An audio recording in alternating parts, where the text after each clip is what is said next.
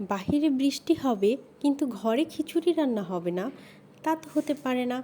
এজন্য আজকে weather demand হিসেবে বাসায় ভুনা খিচুড়ি রান্না করেছি। এটা আমার খুব পছন্দের।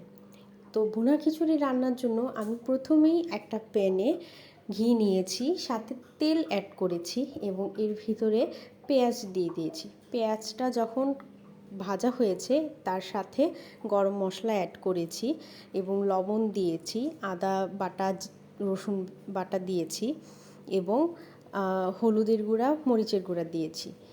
একটু নেড়ে চেড়ে এর ভিতরে চাল ডাল ধুয়ে রেখেছিলাম সেটাই দিয়ে দিচ্ছি। আমি পোলাওয়ের চালটা ইউজ করেছি এটা রান্না করার জন্য। এরপর এটাকে ভালো করে নেড়ে চেড়ে পাশেই একটা চুলায় আমি গরম পানি করে নিয়েছিলাম।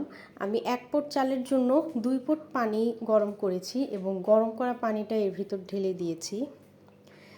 আমার খিচুড়িটা প্রায় হয়ে এসছে এবং খুব সুন্দর একটা ঘ্রাণ বের হয়েছে খিচুড়ি থেকে।